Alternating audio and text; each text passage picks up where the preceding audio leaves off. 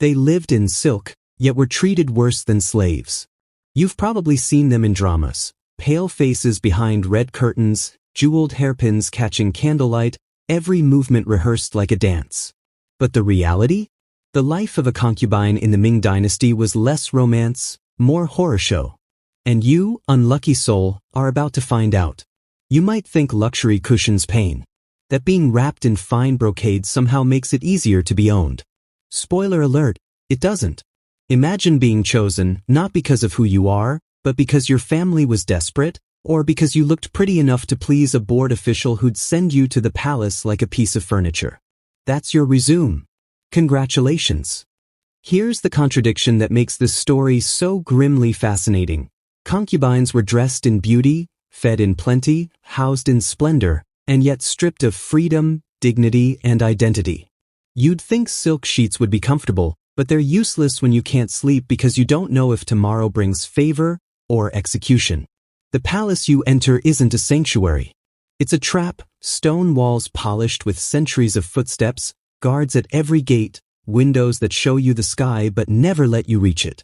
You'll breathe incense and dust in equal measure, hear silk slippers sliding in endless corridors, and feel the constant itch of being watched. Because here, every glance is a calculation, and every smile hides a blade. It starts with hope. You tell yourself, maybe this isn't so bad. Maybe you'll be chosen tonight, maybe you'll bear the emperor's child, maybe your name will actually matter. But let me break the suspense. Those maybes are the kind that ruin you. For every concubine who rose to power, hundreds rotted in obscurity, their stories never written down. Forgotten, except for the scars they left on palace floors. You will learn the rules quickly, because if you don't, someone else will teach them with a whisper that ruins you. Don't speak unless spoken to. Don't look too proud, but don't look too sad either. Never insult another concubine, unless you're sure she's about to be executed. And above all, never, ever believe that love is part of the deal. This is not marriage. This is not partnership. This is ownership, plain and simple. You are property, wrapped in satin, paraded like a rare bird. But even rare birds die in cages. As we go through this journey together, you'll see it all. Asterisk the recruitment, how little girls are turned into gifts. Asterisk the palace routines, tedious, cruel, and isolating.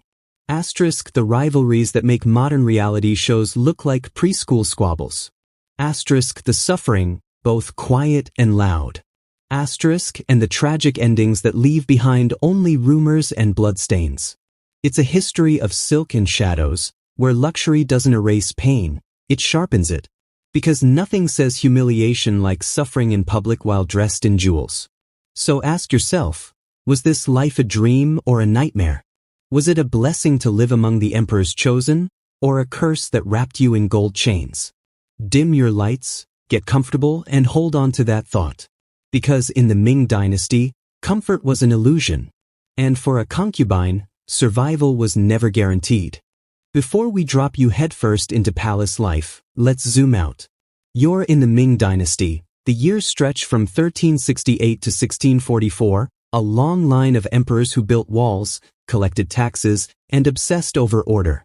On paper, it's stability. In reality, it's paranoia wrapped in red lacquer. The emperor sits at the very top, the son of heaven, which sounds flattering but really means he thinks he's divine. Half man, half cosmic landlord. Every gesture he makes is law. If he yawns, courtiers panic. If he sneezes, people wonder if the heavens are angry. And if he points his finger at you, well, your fate is probably already sealed. Under him is a massive bureaucracy, thousands of officials who live and breathe ritual. They write, they stamp, they bow, and they bow again. Nothing happens without layers of ceremony. You don't even sneeze in the palace without someone recording it. And among this mountain of rules is the emperor's household, which includes wives, concubines, eunuchs, and servants. Together, they form a perfectly engineered machine of control. And you're about to be one of its disposable cogs. Concubines weren't just lovers, or even companions. They were symbols. Owning dozens, sometimes hundreds, was a show of power. Like, Look at me, I can feed and clothe this many women just to prove I'm important. Romantic, isn't it? You're basically the human equivalent of luxury wallpaper. This wasn't just about pleasure. Concubines were political tools. Families who wanted to curry favor with the throne offered up their daughters like bribes. Capture an enemy? Send his beautiful relatives into the emperor's collection. Run out of volunteers? Don't worry, the empire was big and there were plenty of poor families who couldn't feed their children. Guess where the daughters ended up? The palace wasn't built for freedom. It was built for surveillance. Think less royal paradise and more velvet Alcatraz. High red walls kept you in, echoing halls reminded you of your insignificance, and guards made sure you didn't wander where you weren't allowed. You could look out over endless courtyards and still feel more trapped than a rat in a teapot. Inside those walls, hierarchy ruled every second. At the top was the empress, the legal wife, the official lady of the palace. Below her were the concubines, sorted into ranks so complicated you'd need a flowchart to keep them straight. And you? You start at the bottom, a nobody with silk robes that mean nothing. Let's be clear, you are not equal to the empress. You are not even close. She can order you beaten, banished, or conveniently ill if she doesn't like the way you look at her. Your survival depends entirely on how invisible you can make yourself, or, paradoxically, how desirable. It's a balancing act, one that never ends. And outside these palace walls, ordinary people are struggling to eat. Farmers toil in the fields, merchants drag goods along dusty roads, soldiers stand guard against raiders on the frontiers. But you'll never see that. The palace might as well be another planet. Your world is one of painted screens, endless rituals, and the suffocating smell of incense. The irony is rich. The Ming court valued order above all else. Officials obsessed over Confucian values, harmony, and family loyalty. Yet here, behind the lacquered gates, women were collected like cattle, forced into roles that destroyed their individuality. Harmony for the empire, chaos for you. This is the stage you walk onto, a glittering world of strict rules, hidden daggers, and suffocating beauty. The emperor rules by divine mandate. Officials bow and scrape like wind-up toys. And concubines, like you, become pawns, dressed in silk but powerless, paraded as symbols but treated as disposable. Congrats! You've officially entered the Ming Dynasty. And it only gets worse from here. So, how do you get here? How do you end up behind those towering red gates, stripped of freedom but draped in silk? Simple, you don't choose. Other people choose for you. Maybe your family was poor. Rice was expensive, taxes were endless, and mouths were too many. You were a liability. So your parents did what parents sometimes did. They sold you. Congratulations, you've just been converted into a ticket out of starvation. Not for you, of course. For them. Or maybe your beauty caught the wrong eye. An official saw you at a festival and thought, the emperor might like this one. And just like that, your future was written in someone else's ink. You weren't even consulted. Why would you be? You're just the product. Other girls entered by force of politics. Rival kingdoms sent daughters as tribute. Local governors gifted young women to curry favor. Some were outright captured in wars. Nothing says, welcome to the family, like being dragged across provinces to be locked in a palace you'll never leave. Before you even touch palace marble, there are tests. Because if you're going to be one of the emperor's concubines, you must look the part. You'll be examined for physical flaws, scars, birthmarks, crooked teeth. They check your hair, your skin, even your feet. And don't bother faking a smile, you'll be trained in that later. For now, you're livestock on parade. The process is clinical, cold, and humiliating. Picture a room full of nervous girls lined up like they're waiting to audition for a nightmare they can't escape. Some cry quietly. Some stare blankly at the floor. Others still have hope, that dangerous little ember that keeps you thinking maybe this will lead to fortune. You, standing there, don't realize yet that fortune has sharp teeth. If you pass inspection, the education begins. Training in palace etiquette, in how to walk, how to bow, how to speak. You're told where your eyes should rest when addressing someone above you. Spoiler, never on their eyes. You learn to keep your voice soft, your gestures delicate, your emotions hidden. This isn't personality, it's programming. And then there are the rituals. You're cleansed, perfumed, dressed in new clothes that aren't yours. Old belongings are stripped away, symbols of your past life burned or discarded. Your name might even be changed, because why should you get to keep that? From now on, you are defined entirely by your usefulness to the emperor. Your old self is dead. Walking into the palace for the first time is dizzying. The walls stretch endlessly, the courtyards echo with footsteps, and the air smells of incense so thick it feels like it's choking you. Everything is beautiful, but nothing is yours. You're a guest who will never leave, a prisoner too well decorated to complain. And let's not forget the eunuchs. They're your handlers, your gatekeepers. Men who've been mutilated to ensure they're safe around the emperor's women. Their loyalty belongs to the throne, not you. They watch your every move, record your behavior, and sometimes make your life a living hell just because they can. Don't expect kindness. Expect control. Here's the irony. On the outside, becoming a concubine was considered an honor. Families bragged, neighbors gossiped, songs were even written about the beauty chosen for the palace. But from the inside, honor tastes a lot like ashes. The moment those gates shut behind you, you realize the truth. You're not honored. You're owned. And the worst part? You're still at the beginning. You haven't faced the rivalries yet, or the punishments, or the slow realization that your survival depends not on who you are, but how well you perform as someone else's fantasy. So yes, this is the making of a concubine.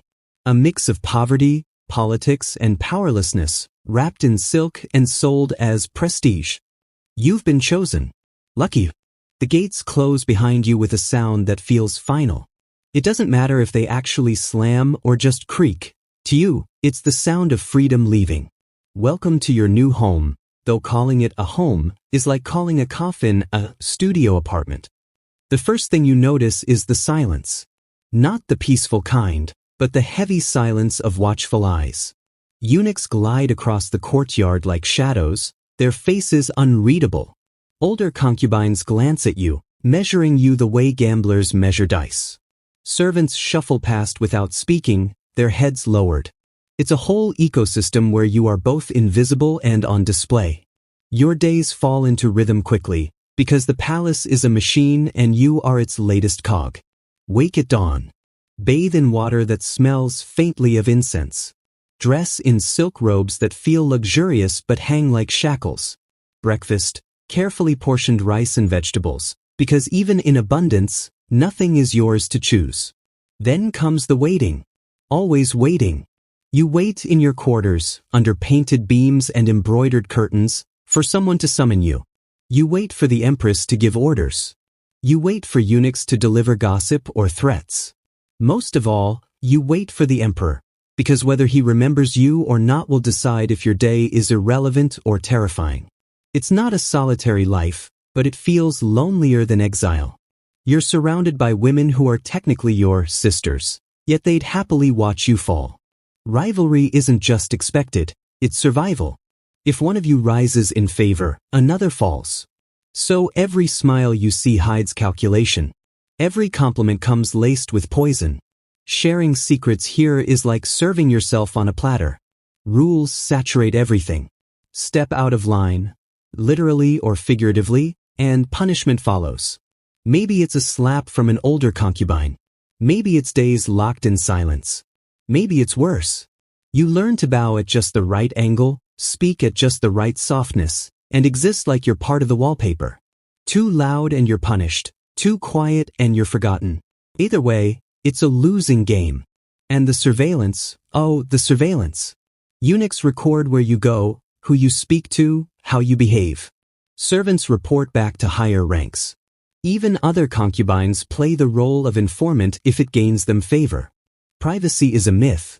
You live in a house of whispers, every breath catalogued by someone who doesn't care if you choke. At night, the routine sharpens. Will you be summoned? A eunuch may arrive with a list, reading names of the women the emperor has decided to visit. It's a lottery system, except the prize isn't always one you want. Some concubines pray to be chosen, desperate for attention and the possibility of bearing a child. Others pray to be left alone, fearing the emperor's temper or whims. Either way, you don't get a choice. When you are chosen, the ritual is absurd. You're bathed, perfumed, dressed in specific robes. You're carried, literally carried, on a blanket into the emperor's chambers, so that your feet never touch the ground. Romantic, right? Not exactly. It's ceremony designed to remind you that nothing about this is personal. You're an offering, not a partner. And when you return to your quarters, whether used or ignored, the waiting resumes. Days bleed into each other, endless ceremonies, rivalries, suspicion. You might think the silks and jewels would make it bearable, but they don't. Silk doesn't soften the ache of loneliness. Gold hairpins don't silence the anxiety that hums constantly in your chest. Some nights you lie awake, staring at the carved beams above your bed, wondering what would happen if you just walked out. But the palace is a labyrinth of walls and guards. Walking out is impossible. And even if you did, where would you go? You're not a person anymore. You're a possession. So this is life inside the palace walls. Not glamorous, not enviable, not romantic. It's a cycle of routine, suspicion, and waiting, all dressed in silken disguise. You live, but you don't live freely. You exist, but only on borrowed terms. Congrats, you've officially learned how to be miserable in luxury. The palace looks beautiful at dawn. The red walls glow softly, the carved dragons on the beams catch the first light, and the scent of burning incense drifts through the air. You'd think this is peace. It isn't. It's the stage set of your suffering, and every polished tile hides the echoes of people like you. Let's start with the emotional kind. You're isolated, even in a crowd. Surrounded by other women, you still feel like a ghost. You can't trust them, they can't trust you. Every whispered conversation could be bait. Every shared laugh could be a test. Even the servants watch you. You are always performing, always holding your breath. It's like living on the edge of a blade, smiling so you don't bleed. Then there's the loneliness. The kind that's hard to explain. You're technically part of a great imperial family, but you have no family. Your parents are gone, your siblings far away, your name fading from their lips like you were never born. You can't write home freely. You can't visit. You can't leave. The palace swallows your identity whole and spits out a number, a rank, a title you didn't ask for. And yet, you're supposed to be grateful. You're clothed in silk, fed delicacies, sheltered from the sun and rain. But it's a trap disguised as kindness. It's like being told you're lucky to have a window in your cell. Then comes the physical suffering which the outside world never sees. Forced intimacy with a man you may not want. Nights you're summoned, cleaned, perfumed, and sent to the emperor like an item on a tray. He may ignore you. He may favor you. He may hurt you. You never know. You just learn to keep your face calm, your voice soft, your body still. Childbirth is another gamble. Bearing the emperor's child could elevate you, but it could also kill you.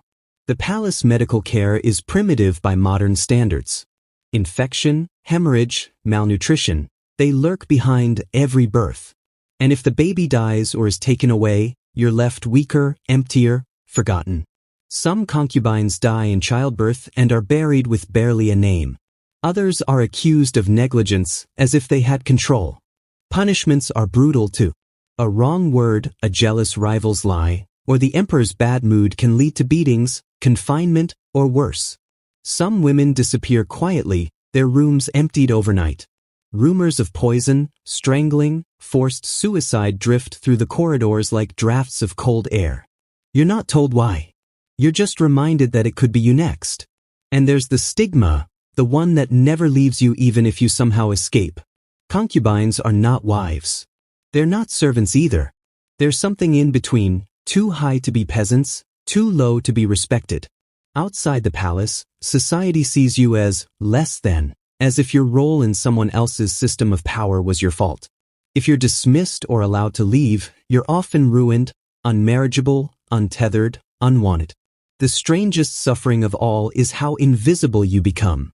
Your face is painted, your body decorated, your name written on rosters. But you're not a person, you're a function. You're here to amuse, to bear children, to fill time, to die quietly when called upon. The palace's splendor isn't for you. You're part of the splendor, a moving ornament in someone else's story. Some nights, lying awake under silk sheets, you imagine a life where you could choose. A life where you marry for love, work for yourself, walk under the open sky without permission. But those thoughts are dangerous. Better to smother them, the way you smother your tears when no one's watching. This is the suffering of a concubine. Not one wound, but 1,000 paper cuts. Emotional, physical, social. Dressed in finery, yet rotting inside. Praised as precious, yet treated as replaceable. It's a slow unraveling hidden under embroidered sleeves. And tomorrow? It'll start all over again. If you thought the palace was all embroidery and tears, think again. Underneath the silks and smiles, it's a chessboard. And you, dear concubine, are a pawn, sometimes useful, sometimes sacrificed, never really safe. The emperor is the king, of course, the ultimate player. But he doesn't always notice the pawns moving. That's where the real danger lies. Because in this palace, power doesn't just trickle down. It's clawed, stolen, and sharpened into a weapon. And concubines, powerless as they seem, occasionally learn to play. Some women discover that influence doesn't come from love, it comes from survival. A well-timed whisper to a eunuch, a carefully planted rumor, a smile offered at the right moment. These are weapons sharper than swords. If the emperor trusts you, you can sway decisions. If the empress fears you, you can shift the balance. But let's be clear, it's a game of high stakes. One wrong move, and you don't just lose. You vanish. Consider the stories whispered in the dark. Concubines who gained the emperor's ear, only to be accused of witchcraft when others got jealous. Women who tried to maneuver their children toward succession, only to watch those children poisoned or quietly erased. The higher you climb, the thinner the rope beneath your feet. The palace is addicted to hierarchy. Everyone knows their place, but no one stays in it. Eunuchs spy for concubines, concubines bribe eunuchs, and the empress oversees it all like a spider in a web. Imagine living every day knowing you're both predator and prey, never sure which role you're playing until it's too late. Let's not forget, concubines are also political hostages. Many were brought in from powerful families to cement alliances. Their bodies were contracts, their children bargaining chips. A daughter of a general? She's there to keep her father loyal. A gift from a governor? She's a reminder that his wealth now serves the throne. If you're unlucky enough to be one of these pawns, you don't even belong to yourself, you belong to strategy. And yet, there were moments of real influence. A favored concubine could speak directly to the emperor, soothing his temper, shaping his choices. Some managed to nudge policy, to push for promotions, to destroy rivals without lifting a hand. But don't mistake this for power. It was borrowed authority, as fragile as a glass hairpin. The moment favor shifted, the moment your beauty faded, the moment a rival outmaneuvered you, the glass shattered. The cruelty of it all is how the palace dangled hope. You're told that if you bear a son, if you remain favored, if you play the game well enough, you could rise. Maybe even become Empress Dowager someday. But for every rare success story, there are hundreds of failures buried in silence.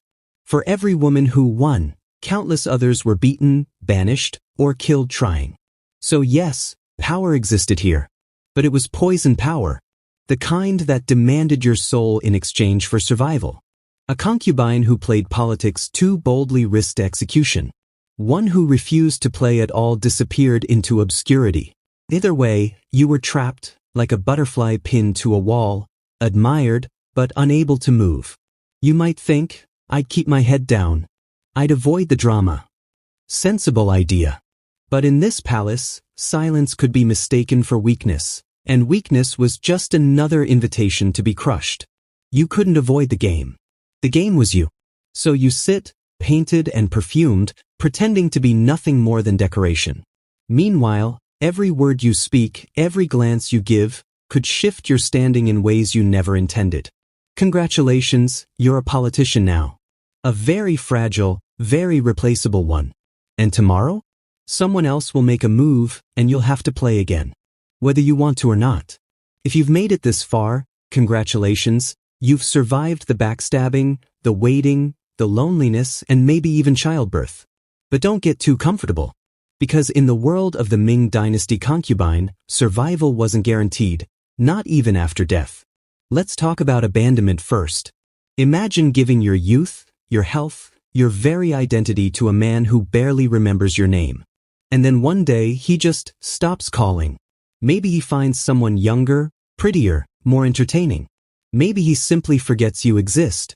Either way, you fade into the background like an old tapestry, still technically there but ignored. You might live out your days in some dusty wing of the palace, playing cards with the other forgotten women, waiting for a visit that never comes. That's the best-case scenario. Because sometimes, abandonment wasn't just neglect, it was cruelty. The emperor dies, and with him, your entire reason for existing evaporates. What happens to you then? Do you retire quietly with a stipend? Do you go home to your family? You belong to the palace, even when the man who owned you is gone. And here's where it gets really grim. Some concubines were forced to follow their emperor into the afterlife. That's not poetic, it's literal. Upon his death, select women were ordered to commit suicide so they could serve him in the next world. Strangulation, poison, a silk cord around the throat. Neat, ritualized, all in the name of loyalty. You're not a person, your luggage being packed for the emperor's eternal journey. If you're lucky enough to escape that fate, you still face humiliation. Maybe you're banished to a convent, forced into endless prayers, shaved head and all, while the world outside forgets you. Maybe you're locked in the palace forever, surviving like a ghost among ruins, invisible even to the servants. It's survival, yes, but the kind where you're already dead inside. And then there's the apocalypse scenario, dynasty collapse. When invaders storm the palace, the concubines are often the first to suffer. Enemy soldiers don't care about ranks or silks. Mass killings, forced suicides, assaults. Entire harems wiped out in a single night. The same walls that once trapped you now serve as your tomb. History records these events in a few dry sentences, but imagine the screams, the panic, the desperation. The fall of a dynasty always meant the fall of its women first. Even without invasions, executions were common enough. The emperor's suspicion was lethal. A rumor of witchcraft, a whispered accusation of betrayal, even just the wrong look on the wrong day, any of these could earn you a death sentence. Concubines were strangled with silk cords, drowned in vats of wine, beaten until their bodies broke. All of it recorded blandly in palace logs, like cleaning schedules. And here's the irony, the stories of these tragic fates rarely name the victims. The empresses, maybe. But the concubines? They're usually reduced to a certain woman, or several of the emperor's women. No names, no faces, just a statistic in the endless machinery of history. You lived, you suffered, you died, and you weren't even worth remembering. Think about that for a second. You've endured years of rivalry, humiliation, and fear. You've carried the weight of silk robes, played your part in palace theater, smiled when you wanted to scream. And in the end, you don't even get your name carved into the story. Just another body in the pile, another unfortunate. So when we say tragic fates, it's not exaggeration. It's the norm. Most concubines didn't die peacefully in their sleep, surrounded by grandchildren. They died abandoned, executed, or forgotten, their lives consumed by a system designed to use them up and erase them. The palace gave them silk, jewels, and titles. But what it really gave them was a slow-motion tragedy. And yes, you're still in the middle of it. By now, you've probably figured out that being a concubine in the Ming Dynasty was like playing a game where the rules were rigged, the dice were loaded, and the prize was usually death. But every so often, against all odds, someone beat the game. Rare exceptions. The ones history actually bothered to remember. Imagine this. You're clever, beautiful, ruthless, or just lucky enough to catch the emperor's eye and keep it. Not for a night, not for a week, but for years. That's how a concubine could climb. From lowly rank to favored companion, from silent ornament to someone whose whispers carried weight. And if the stars aligned, you might even rise to Empress Dowager, an actual seat of power, instead of a decorative chair. Take, for example, the rare concubines who became mothers to emperors. Bearing a son wasn't just biology, it was politics incarnate. A prince was currency, and the woman who gave birth to him could suddenly become indispensable. If her child ascended the throne, she wasn't just Lady So-and-so anymore. She was the Empress Dowager, mother of the Son of Heaven, ruling from behind the curtain. For a woman who started life as someone's second choice, that was the ultimate reversal. But let's be clear, this was like winning the lottery after being struck by lightning. The odds were terrible. For every concubine who birthed the future emperor, dozens lost children to illness, to palace intrigue, to poison slipped in teacups. The rare success stories shine only because they're surrounded by oceans of failure. Even those who did rise to power paid dearly. Influence meant enemies. A concubine who became powerful found herself targeted not just by rivals but by entire factions of officials. Whispers of corruption, accusations of witchcraft, charges of meddling, all convenient ways to cut down a woman who had climbed too high. To survive, she needed cunning sharper than a blade and a paranoia strong enough to outlast everyone else. And then there's the other kind of exception, the ones remembered for kindness. A few concubines, very few, earned reputations as protectors of other women, using their slivers of influence to shield the powerless. But history doesn't dwell much on compassion. Power was flashy, survival was rare. Acts of mercy tend to get buried under the weight of bloodier stories. The sad truth is that for every exception, the system itself never changed. One woman might escape the fate of abandonment or execution, but she didn't dismantle the cage. She just got to sit higher in it. The rest of the concubines still lived and died in silence, their stories untold. So while it's tempting to point at the powerful few and say, see, not all concubines had it bad, the reality is, almost all of them did. Think of it like this. You're drowning in an ocean, and one woman manages to grab onto a floating piece of wood. Yes, she's surviving. Yes, she's technically beating the odds. But the ocean hasn't gone anywhere, and you're still sinking. That's what makes these rare exceptions feel almost cruel in hindsight. They show you that survival was technically possible, but so astronomically unlikely that clinging to the hope of it was just another form of suffering. Every concubine dreamed of being the one. Almost none were. So when historians point to the names of those few who rose, women who became empress dowagers, women who shaped emperors, women who etched their influence into policy, it's easy to mistake them for the rule. But don't be fooled. They were the glitch in the system, not the design. For the vast majority, life was misery. And the exceptions? They remind us that even in cages, some birds fly higher, but never free. Let's pause here. You've walked the palace corridors, you've worn the silk, you've felt the loneliness, the fear, the constant paranoia. You've seen the rare exceptions, those women who clawed their way into power. But step back for a moment. What does all of this really mean? Because concubines weren't just a Ming Dynasty problem. They were part of a pattern, a recurring theme in human history. Again and again, across empires and centuries, women became tools of power, trapped in systems where their value was measured by beauty, fertility, and obedience. Change the costumes, change the languages, change the palaces. It's the same old story. Think of the Ottoman harem, with its silken prisons and scheming rivalries. Or the courtesans of Renaissance courts, celebrated for wit and beauty but discarded when they aged.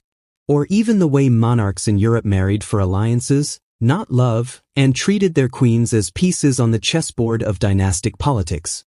Everywhere you look, the theme repeats: women reduced to instruments of power, dressed in finery but stripped of choice.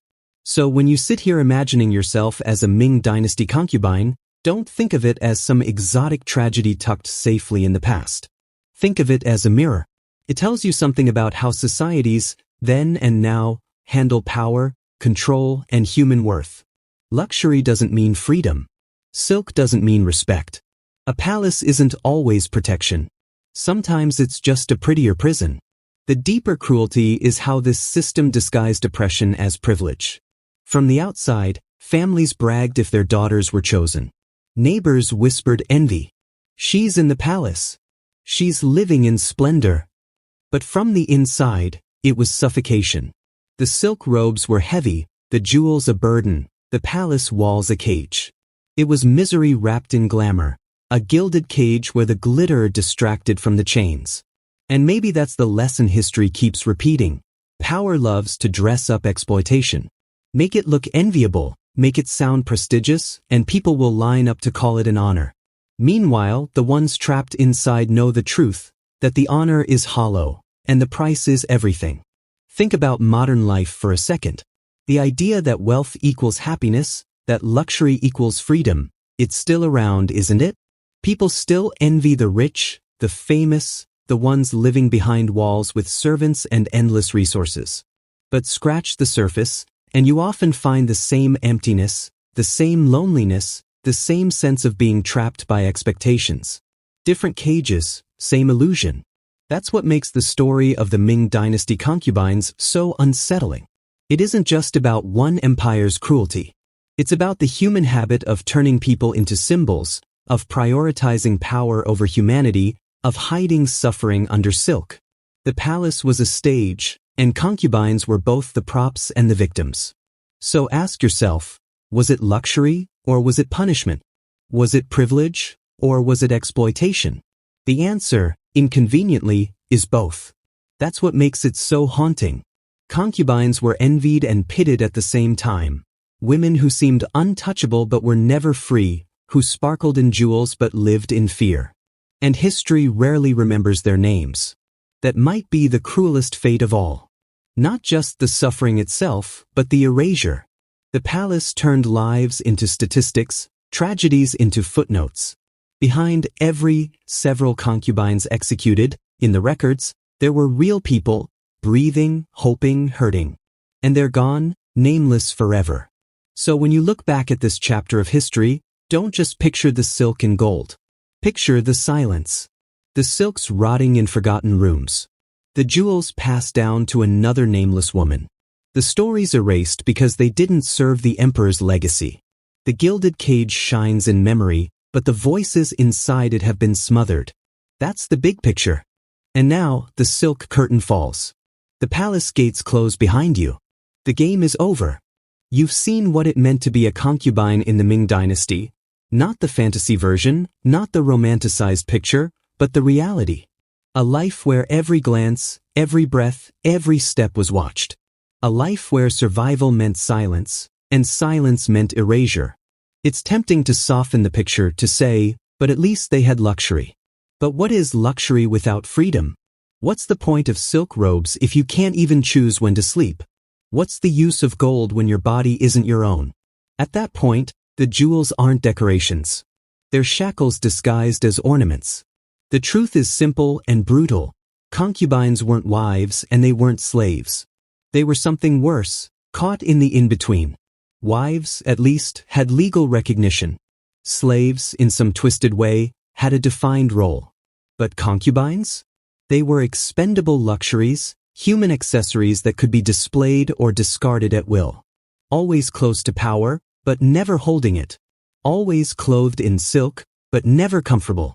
And for most of them, there was no redemption arc. No great escape. No happy ending. Their names were forgotten, their stories reduced to numbers, their lives consumed by a system that chewed them up and spit them out. Every so often, one woman broke through. 1 in 100. 1 in 1,000. She clawed her way to influence, raised her son to the throne, and etched her name into history. But she didn't free the others. She just proved the cage was still locked. That's the paradox. On the surface, concubines lived in wealth. But beneath the surface, they lived in terror. They were trapped in a palace that glittered like paradise but functioned like a prison. A gilded cage, luxurious, suffocating, and inescapable. And maybe that's the most haunting part of the story, the silence. We can imagine the laughter in the banquet halls, the rustle of silk on stone floors, the muffled sobs in hidden chambers. But we'll never know their words, their private thoughts, the dreams they carried. All we have are fragments, records written by men, court logs that reduce them to several women or a certain lady. Their voices are gone. So when you picture the Ming Dynasty concubines, don't imagine them as footnotes in history books. Imagine them as people. Young girls ripped from their homes. Women forced to smile at the man who owned them. Mothers who lost children to palace intrigue. Rivals who turned against each other because survival demanded it. People who lived, suffered, and died, wrapped in silk, but stripped of everything that made life worth living. And maybe, just maybe, the story isn't so far away. Because history keeps repeating itself. Different palaces, different names, but the same pattern. Power dressing up exploitation, misery disguised as luxury, lives erased behind closed doors. The gilded cage is still with us. Behind the palace walls, beneath the silk and jewels, concubines lived lives of silent suffering, remembered not for who they were, but for the pain they endured.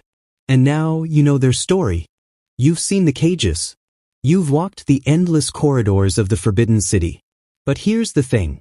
Concubines weren't just palace ornaments. They were part of a much bigger system, one that stretched far beyond those crimson gates, into the homes of nobles, generals, merchants, and anyone rich enough to afford what was, essentially, legalized ownership of women.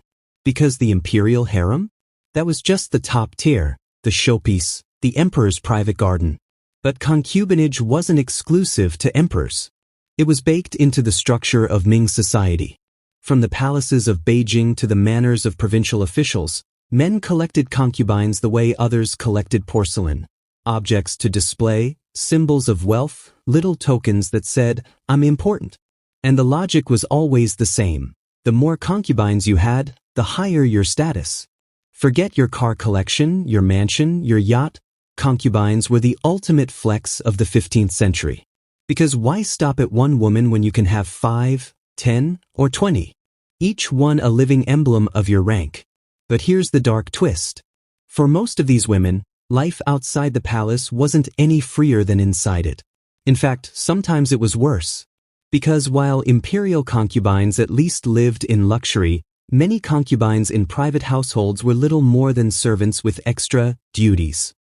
They cooked, they cleaned, they entertained, they warmed the bed, and they did all of it without the thin shield of palace status. And don't forget, the wife always came first. Legally, morally, socially. Concubines were, by definition, lesser. That meant endless hierarchy inside the household. The wife commanded, the concubines obeyed. Rivalries broke out. Children fought for inheritance. And the man of the house? He sat back and enjoyed the chaos, because it all meant more power for him. Now, here's where the hypocrisy really shines. Confucian ideals of the time praised harmony, morality, and the sacred duty of family. Fathers were supposed to be wise guides, mothers paragons of virtue, children dutiful and respectful. A well-ordered household was supposed to reflect a well-ordered empire. But what kind of harmony exists in a house where one man keeps multiple women under his roof, all forced to compete for scraps of affection? Spoiler, it wasn't harmony. It was survival theater. Concubines smiled, obeyed, and bowed while secretly plotting ways to outlast rivals, secure their children's futures, or just avoid a beating. And wives, far from being serene paragons of virtue, often turned cruel themselves, punishing concubines to assert dominance, reminding everyone of their proper place. It was less a family than a battlefield disguised as domestic bliss. And the saddest part? Many families gave their daughters to this system willingly. Selling a girl as a concubine could bring money, security, or just a chance at upward mobility. Parents told themselves she'd live in comfort. Neighbors whispered that she was lucky. But really, she was being handed into another gilded cage, one that looked different from the emperor's palace but worked the same way. So whether you were trapped behind the golden walls of the Forbidden City or tucked away in some provincial mansion, the story didn't change much. A concubine was a possession, a status symbol, a tool. And if you're thinking, well, at least the wealthy concubines had it better, don't be fooled. Luxury doesn't erase loneliness. Silks don't soften humiliation. A cage lined with gold is still a cage. Which leaves us with an uncomfortable truth. Concubinage wasn't just the emperor's sin. It was everyone's. It was an institution built into the bones of Ming society, one that turned half the population into props for the ambitions of the other half. And the palace was just the biggest stage. You'd think that being a concubine outside the palace walls might be easier. No emperor's moods to fear, no executions on a whim, no mass suicides ordered when dynasties fall. Just a smaller house, a smaller cage, right? But here's the bad news. The cage was still there. And in some ways, it was even tighter. In the homes of nobles, scholars, or wealthy merchants, the hierarchy was painfully clear. At the top, the official wife, usually chosen from a respectable family, carrying all the dignity and authority that came with it. Below her, the concubines, ranked not by merit but by how much favor the man of the house decided to give them. At the very bottom, servants and slaves, who, by the way, sometimes got treated better than concubines because at least they weren't direct rivals. Your day as a household concubine began early. No palace maids to pamper you here. You might be up before dawn, dressing yourself in clothes that looked fine enough from a distance but were never quite as luxurious as the wife's wardrobe. Maybe you're expected to help with domestic tasks, or maybe your sole purpose is to remain available whenever the master wants company. Either way, you're reminded constantly that you are not in charge. Breakfast is a performance. You eat only after the wife and her children are served. Your food might be decent, but it's never better than hers. And if she's feeling petty, she'll have the cooks season it bland, just to remind you of your place. Every bite tastes like hierarchy. After that comes the daily routine of survival.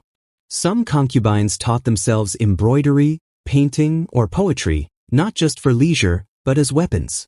Beauty fades, but if you could amuse the master with art or conversation, you might prolong your relevance. Others leaned into quiet obedience, hoping invisibility would keep them safe. Because standing out was dangerous, but fading too far into the background was worse. And then, of course, there were the children. If you gave birth to a son, congratulations, you just bought yourself temporary protection. Suddenly you mattered. The wife might despise you, but she couldn't ignore the little heir you produced. On the other hand, if you had a daughter, well, less impressive. And if you had no children at all, you were basically decoration, disposable at any moment. Let's not forget the small humiliations. You might share a courtyard with the wife but never enter her main hall without permission. You had to bow to her, obey her, even call her madam, no matter how much younger she was. Imagine being in your 30s and forced to curtsy to a smug 20-year-old whose family name outranked yours. That's not just hierarchy, that's daily psychological warfare. And the punishments? Oh, they were creative. Concubines could be beaten for disrespect, starved for disobedience, locked in storerooms for insolence. The wife had full authority to discipline you. And if the master turned a blind eye, well, that was tacit permission. Sometimes, concubines even ended up killed, written off as illness or accident. Now here's the irony. From the outside, people still envied you. A concubine in a wealthy house had food, shelter, nice clothes. Compared to a farmer's daughter breaking her back in the fields, your life might have looked enviable. And that was the cruelest trick of all. Misery disguised as privilege. Because the truth is, your life wasn't freedom. It was surveillance, subservience, and constant comparison. You weren't starving, but you weren't living either. You were surviving in a household cage where every smile, every word, every glance was part of the unspoken game. And at the end of the day, whether in the palace or in a merchant's courtyard, the cage worked the same way. It looked comfortable, even luxurious. But the bars were just as strong. Follow the money, and you'll see the truth. Concubinage wasn't just about romance, beauty, or the emperor's whims. It was economics with lipstick. A marketplace where women were bought, sold, gifted, and traded, like coins, land, or silk. Except less respected, because at least land had deeds and contracts. Let's start at the beginning. How did a girl become a concubine? Sometimes she was selected, which sounds flattering until you realize it usually meant her family was desperate for money or status. A poor father might hand over his daughter to a wealthy man as a concubine in exchange for silver or favors. Families told themselves it was opportunity. In reality, it was survival math. One less mouth to feed, one chance to rise. And if you were beautiful enough, you could be gifted. Officials offered concubines to the emperor or to powerful patrons the way modern people hand over expensive wine. Except you weren't wine, you were the bottle. It was politics wrapped in flesh, proof of loyalty disguised as generosity. Imagine being the present at a dinner party. That's concubinage economics. Inside the household, money shaped your fate every day. Concubines didn't bring dowries like wives did. You were property, not partner. The wife came with wealth, land, and prestige. She was an investment. You were an accessory. The difference between a diamond ring and a handbag, both status symbols, but only one adds long-term value. And here's the cruel twist. The cost of keeping you alive, your food, your clothes, your little courtyard, was calculated against the benefit you brought. Bear a son? Worth it. Amuse the master? Worth it. Become sick, barren, or boring? Suddenly you were a drain on resources. In economic terms, you depreciated like spoiled goods. Even your children got tangled in the math. A concubine's son could inherit, but never above the wife's children. That meant endless financial games. Which boy got the best tutors? Which daughter got married off with a decent dowry? These weren't moral questions, they were budgetary ones. And you were stuck watching the wife maneuver the family's wealth to favor her children over yours. Every yuan spent became a reminder of where you stood, always second, always lesser. And if you think wealth protected you, think again. Rich households collected concubines the way collectors hoard antiques. The more the better. But too many concubines meant resources stretched thin. You might find yourself wearing silk one day and patched robes the next, depending on whether the master's coffers were full or empty. You were always at the mercy of his financial luck. Even death had a price tag. Funerals for concubines were often scaled-down versions of the wife's ceremonies. Smaller coffins, cheaper offerings, fewer mourners. The wife might get ancestral honors. You got a burial just good enough not to be scandalous. Because why waste money on someone who was never real family in the first place? And here's the darkest irony. The entire system depended on pretending it wasn't about money. Men spoke of virtue, beauty, and harmony. Families pretended they were giving daughters better lives. Officials framed concubinage as loyalty, as service, as tradition. But behind the silks and ceremonies, the calculations were as cold as any marketplace. You weren't loved. You were budgeted. So when you picture concubines lounging in silken chambers, don't just imagine the jewels.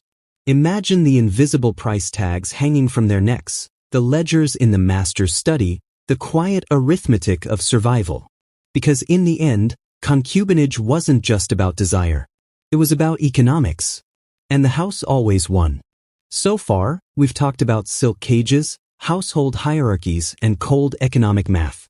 But here's the real battlefield. The mind. Because being a concubine wasn't just about living under someone else's rules. It was about staying sane in a world designed to erase you. Imagine waking up every day knowing your worth depends entirely on someone else's mood. One smile from the master, and you're golden. One frown, and you're forgotten. That's not just exhausting, it's psychological torture. It forces you into survival mode, rewiring how you think, feel, and act. The first skill? Suppression. You learned early that your own desires didn't matter. Did you want freedom? Too bad. Did you want to choose who to love? Irrelevant. Did you want to scream at the unfairness of it all? Dangerous. So you pushed it down. Every sigh, every frown, every flash of anger swallowed whole. Until one day, even you forgot what your true feelings were. The second skill? Performance. Being a concubine was like being an actress on the world's most depressing stage. You learned how to smile convincingly, how to look grateful, how to laugh at jokes that weren't funny. Every gesture was calculated. Tilt your head just so, keep your tone soft, make sure your body language screamed devotion. You weren't living, you were auditioning over and over for the role of favorite. And then came rivalry. Survival often meant turning against the only people who truly understood your suffering. The other concubines? Instead of solidarity, there was suspicion. Every compliment felt like a warning. Every smile hit a blade. You learned to read silences, to sense jealousy, to anticipate betrayal. Friendships were rare and fragile. Trust was a luxury no one could afford. Of course, some concubines turned to small comforts. Poetry, embroidery, music, tiny acts of creation that gave them a shred of control. Others prayed, convincing themselves that suffering was divine punishment or cosmic fate.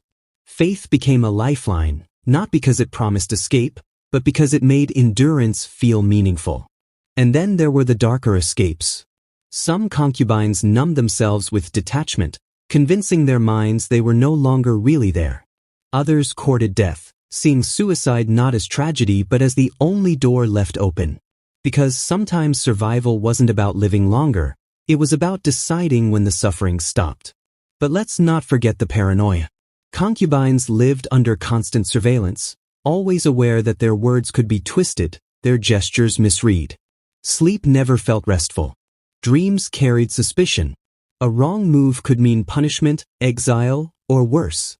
That kind of pressure doesn't just shape behavior, it reshapes identity. You stopped being yourself and became the role the system demanded. Think about it. How do you hold on to your sense of self when everything around you insists you're disposable? For many concubines, the answer was, they didn't. Their names vanished in records, their voices never written down. Even their thoughts dissolved into the silence of history. Survival often meant erasure, because remembering who you truly were was too painful. And yet, some did endure.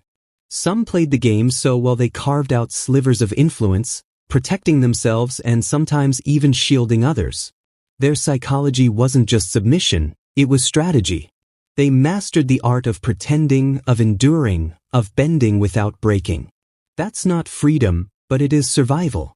So when you imagine a concubine sitting in her chamber, eyes downcast, hands folded neatly in her lap, don't mistake her stillness for peace. It was calculation. It was exhaustion. It was the quiet, endless work of keeping a mind intact while trapped in a gilded cage. Because in the end, survival wasn't about strength. It was about endurance. And concubines endured more than most of us could even imagine. If you thought the silk robes and palace walls were enough to keep concubines under control, think again. The Ming Dynasty perfected a second layer of the cage, rules. Endless, suffocating, soul-crushing rules. Because what's better than owning a human being? Dictating exactly how she breathes, moves, and speaks. Let's start with the basics, hierarchy. Every concubine had a rank, and that rank dictated everything, from where you lived, to what you ate, to how many servants you were allowed. High-ranking concubines could wear brighter silks, walk with a small entourage, and maybe even talk to the emperor without trembling. Low-ranking concubines? You were lucky if anyone remembered to feed you on time. And of course, hierarchy extended to daily rituals. You woke up and immediately began the performance of obedience. First, a bow to higher-ranking women. Then, if summoned, a carefully measured greeting to the emperor, complete with precise angles of kneeling and head lowering. Don't bow too shallow, disrespect. Don't bow too deep, desperation. It was a choreography of humiliation, perfected over centuries. Meals were another exercise in control. Concubines never ate with the emperor unless specifically invited. Even then, the seating order was rigid, with every position reflecting rank. You didn't just sit anywhere, you sat where the system told you to. The food itself wasn't chosen for you, it was assigned. Too much salt, too little flavor, leftovers from the emperor's table, it didn't matter. You ate what you were given, and you smiled while doing it. And then there were the restrictions. Leaving your quarters? Only with permission.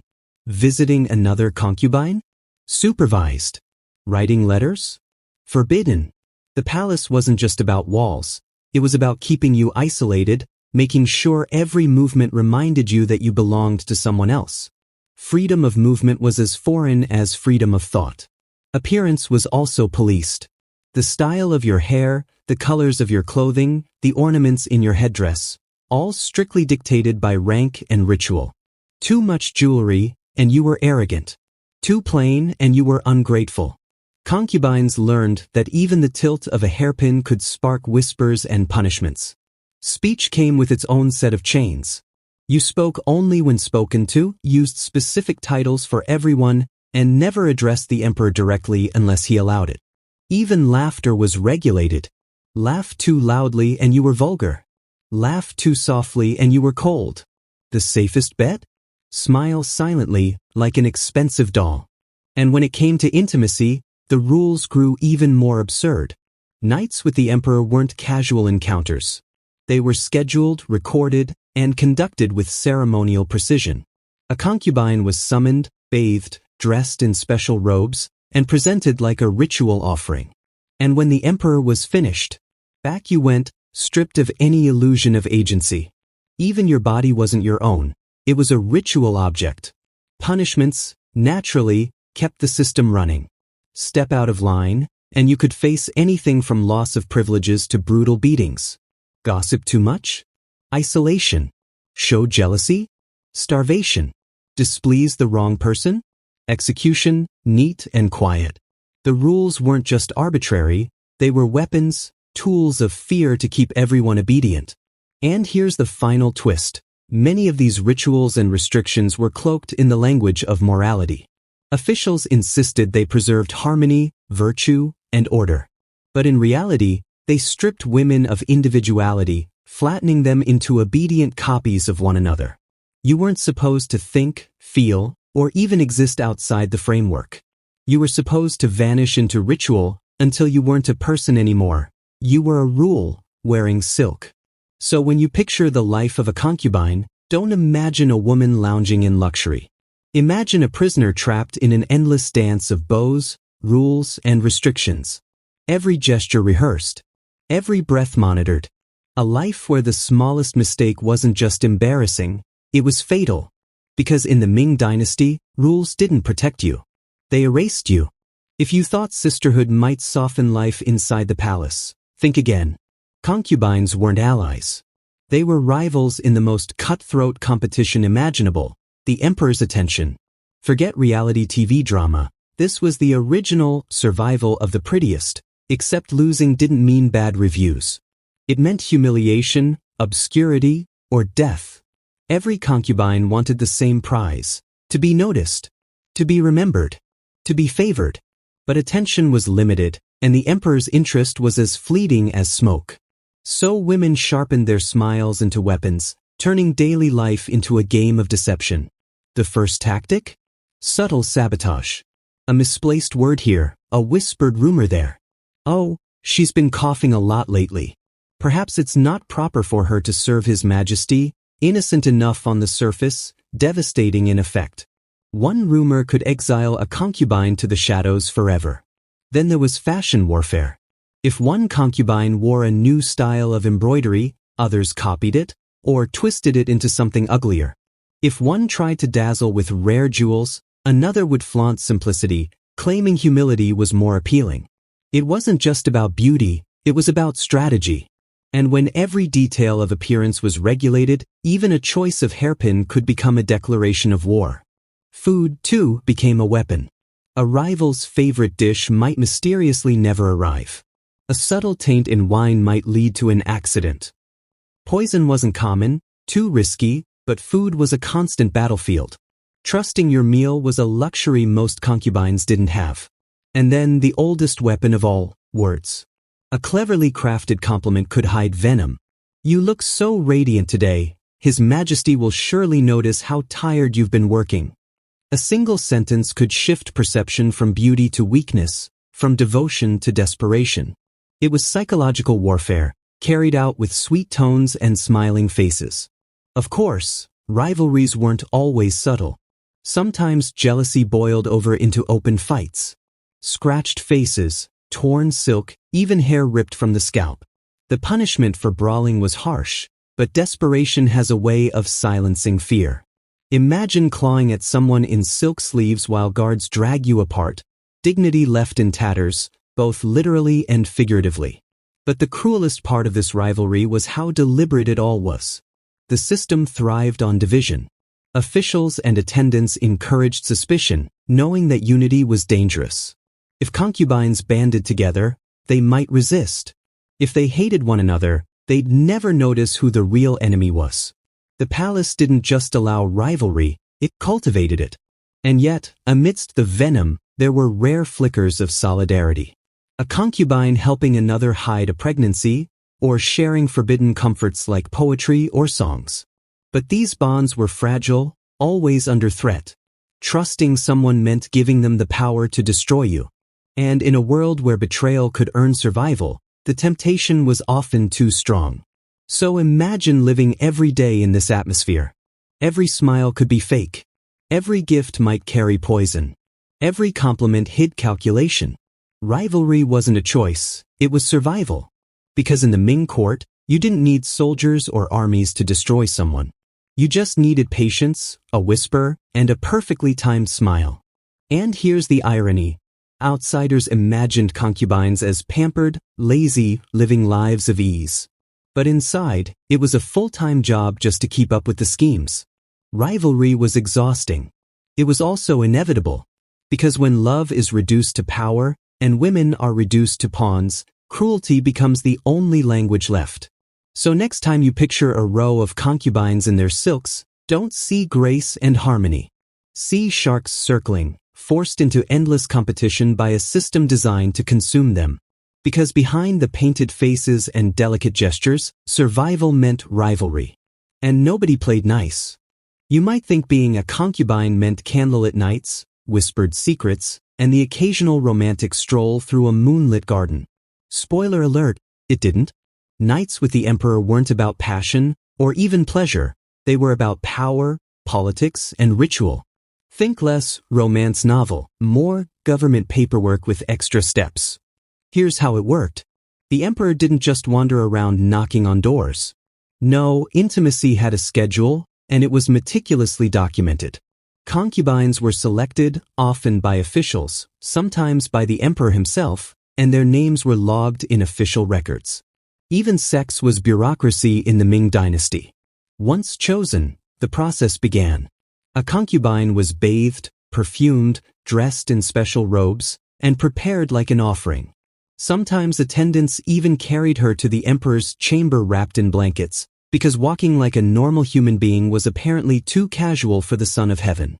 Imagine being treated like a ceremonial object, rolled out for display, and then expected to smile through it. The encounter itself? Not exactly candlelit poetry. It was brief, businesslike, and overseen by a system designed to prevent scandal. Concubines weren't allowed to stay the whole night. Afterward, they were escorted back to their quarters, no matter the hour. The emperor didn't cuddle. He didn't chat. He didn't ask about your day. Once his interest was satisfied, so was your duty. And yes, everything was recorded. Palace officials kept strict logs of who spent time with the emperor, when, and for how long. Because this wasn't just about intimacy, it was about succession. Every pregnancy had to be tracked, every heir accounted for, and every potential threat to the throne carefully managed. Your body wasn't your own. It was an entry in a ledger. Of course, this meant competition was fierce. Being chosen even once could raise your status, win you gifts, and secure privileges. But the flip side was brutal. If you weren't chosen, you faded into obscurity, forgotten behind palace walls. Nights with the emperor weren't just about sex, they were the currency of survival.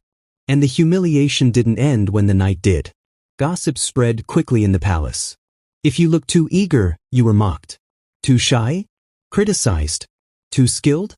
Branded dangerous. Too clumsy? Ridiculed forever. There was no winning. You were judged constantly, not just by the emperor but by rivals, attendants, and even history itself. Pregnancy added another layer of terror. Conceiving an imperial heir could elevate you to near untouchable status, but it also painted a target on your back. Rivals might plot against you. Officials might scrutinize your every move. And if you failed to carry the child to term, you could be accused of neglect or even witchcraft. Motherhood wasn't joy, it was another battlefield. So what did intimacy look like for a concubine? Stripped of affection, it became obligation. Stripped of choice, it became humiliation. Stripped of privacy, it became performance. You weren't making love. You were enacting a ritual, a state ceremony dressed up as something personal. And yet, for many concubines, this ritual was their only chance at influence. A single night could change everything, at least temporarily. That desperate hope kept the system alive. Because when survival depends on the emperor's gaze, even the coldest ritual can feel like opportunity. But don't be fooled by the silk sheets and scented oils. Behind the ceremony, the reality was stark. Your body wasn't yours. Your nights weren't yours. Even your silence afterward wasn't yours. It belonged to the system. So when you imagine a concubine being summoned to the emperor's side, remember, it wasn't intimacy. It was logistics. It was politics. It was survival dressed up as devotion. And in the end, it left women not cherished, not remembered, but used, and returned to their gilded cages before dawn. If there was one thing more dangerous than being forgotten by the emperor, it was being remembered just long enough to get pregnant. Pregnancy was the golden ticket every concubine was supposed to dream of, proof of favor, a pathway to power, maybe even the chance to become the mother of a future emperor. But like most things in the palace, it came wrapped in fear, suspicion, and a terrifyingly high chance of death. First, let's talk about survival rates. This was the Ming Dynasty. Medicine was more prayers and potions than science. Childbirth was already deadly for women everywhere, but concubines faced extra risks. Many were young, their bodies unprepared.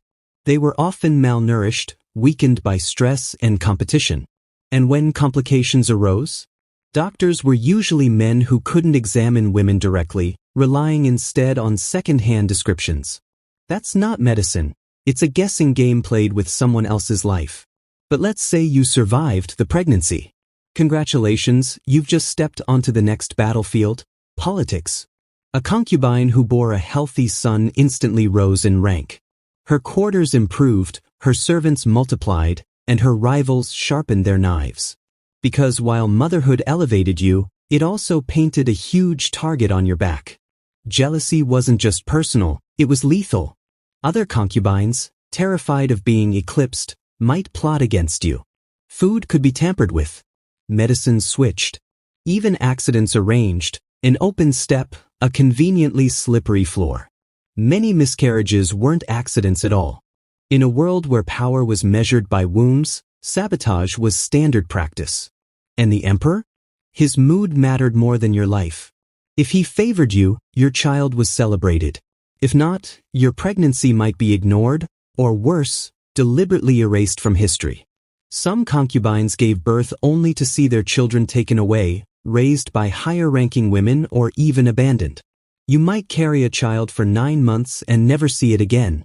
Your womb gave life, but the system decided whether that life mattered. Then there was the burden of failure. If you couldn't conceive, you were considered useless. Whispers of infertility could destroy your standing. And heaven forbid you birthed a daughter instead of a son, your efforts might be dismissed as irrelevant. Imagine risking your life in childbirth only to be treated like you'd failed a test. But the darkest fate came after the emperor's death. Concubines who had borne children were sometimes forced to follow him into the afterlife, through execution or ritual suicide. Your son might survive to inherit the throne, but you might not live to see it. Motherhood could elevate you in life, but it often signed your death warrant in the end. So what did pregnancy really mean for a concubine? It meant hope, fear, and danger all tangled together. Hope for recognition, fear of rivals, danger from the very act of giving birth. It was less miracle of life and more gamble of survival.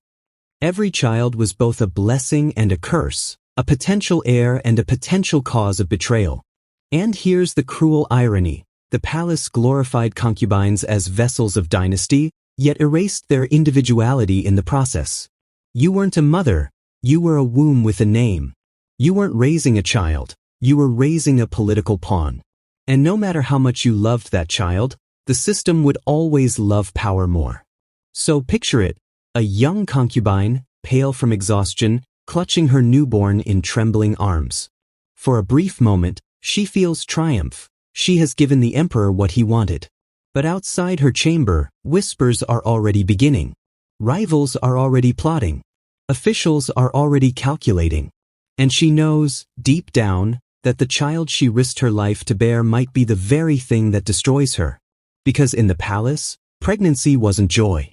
It was peril wrapped in silk. If you thought a concubine's prison was just walls and rules, you're missing the creepiest part. She was never, ever alone. Not for a moment. The Ming court didn't trust concubines with freedom, privacy, or even silence. Every movement, every sigh, every bite of food was monitored. Imagine living in a world where your entire existence was basically a 24/7 surveillance show, except the audience wasn't entertained. They were taking notes. Let's start with the attendants. Concubines had maids and eunuchs assigned to them, not for comfort, but for control. A maid might brush your hair, fetch your food, or arrange your robes, but she also reported your moods. Did you complain today? Did you look gloomy? Did you speak too much or too little? Congratulations, your servant just told on you. In the palace, your reflection wasn't the mirror, it was the whispers of those who watched you. And then there were the eunuchs. On paper, they were loyal servants of the emperor. In reality, they were his eyes and ears. Eunuchs delivered orders, managed schedules, and sometimes even chose which concubine would spend the night with the emperor. A concubine's fate often depended less on her beauty and more on whether she'd managed to stay in the eunuch's good graces. Which, of course, meant bribes, flattery, and the occasional desperate alliance. Spying wasn't subtle, it was built into the system. The emperor wanted control. Officials wanted order. Rivals wanted dirt. Everyone benefited from watching you. Servants listened at doors. Eunuchs noted who visited whom. Even your fellow concubines might cozy up to attendants just to collect secrets about you. Privacy didn't just vanish in the palace, it was outlawed. And imagine the paranoia this created. A careless word whispered to a maid could find its way to the emperor by morning. A harmless complaint about food could be twisted into accusations of arrogance. Even silence could be suspicious. If you were too quiet, maybe you were plotting. If you were too cheerful, maybe you were hiding something. You couldn't win. You could only endure. The cruelest part? Many of the spies were people you depended on. Your maid held your hair back when you were sick. Your eunuch fetched your meals. They knew your weaknesses, your routines, your secrets. And still, they could, and often did, use that knowledge against you. Trust was impossible because loyalty didn't exist. Loyalty was bought, sold, and traded for survival. Sometimes surveillance turned absurd. Officials demanded records of which concubines spent time with the emperor, what she ate, how she behaved afterward. It wasn't intimacy, it was administration. You were a walking ledger entry, with your life reduced to data points. Imagine living under that constant tally, knowing every smile and every stumble became ink on a page somewhere. And when accusations did surface, rarely did the truth matter. If a servant reported you had insulted someone, or a eunuch suggested you were jealous, punishment could follow without investigation. The system didn't care about fairness. It cared about maintaining order, and fear was the most efficient tool. So concubines learned the art of self-surveillance. Every gesture rehearsed. Every word measured. You didn't just act obedient, you became your own warden, editing yourself before anyone else could. It wasn't survival. It was slow self-erasure. And here's the irony. Outsiders often imagined concubines living lives of decadence, surrounded by luxury. In reality, those silk curtains and golden bowls came with strings attached, strings pulled by invisible watchers, ready to tighten at the slightest mistake. So, picture a concubine sitting at her vanity, staring into a polished bronze mirror. Behind her, a maid adjusts her hair. At the door, a eunuch lingers, listening. Somewhere else, another concubine whispers her name with a smile that isn't kind. She is dressed in silk, adorned with jewels, and trapped in a cage of eyes. Because in the palace, walls didn't watch you. People did. And they never blinked.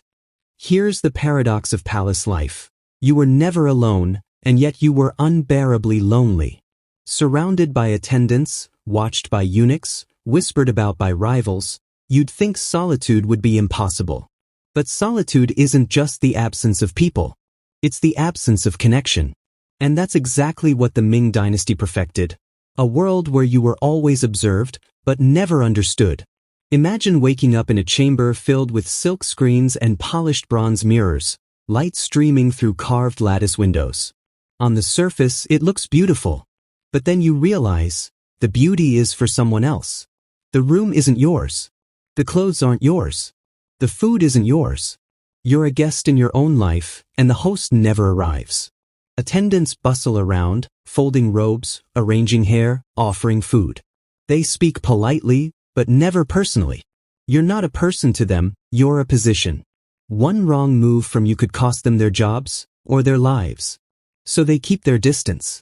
No warmth. No trust. Just duty. And then there are the other concubines. Dozens, sometimes hundreds of women living under the same roof, all craving the same impossible thing. Affection. But instead of solidarity, there's suspicion. You can't confide in them, because your secrets might be sold by morning.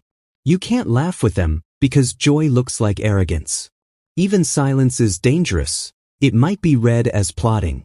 So you sit among women, yet feel like a ghost drifting through a crowd. Nights are the worst. When the emperor doesn't summon you, you lie awake in your chamber, staring at the ceiling, wondering if he even remembers your name. Outside, the palace hums with muffled footsteps, the creak of lanterns, the distant shuffle of guards. You are surrounded by sound, but none of it belongs to you. No one whispers your name softly. No one asks how you're feeling. You could vanish tomorrow, and the palace would keep moving as though you never existed. Loneliness isn't just sadness, it's erosion. Slowly, day by day, your sense of self wears down. You stop remembering what you liked as a child, what dreams you once had. Did you like music? Did you like stories? It doesn't matter anymore. All that matters is waiting, hoping, existing in the shadow of someone else's power. Some concubines tried to fight the loneliness with distractions. Embroidery, poetry, painting, tiny rebellions that gave their minds something to hold on to. Others turned inward, clinging to prayer or meditation, whispering to gods who never answered. And some surrendered completely, drifting into numbness, existing like furniture in a gilded room. And let's not forget the cruel irony. The emperor was the center of your world, but you were nothing in his.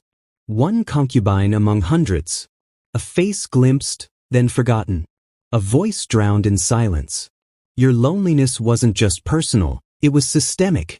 The entire structure was designed to isolate you, to make you pliable, to ensure you never found strength in connection. Think about it. Even prisoners sometimes have cellmates. Concubines had rivals.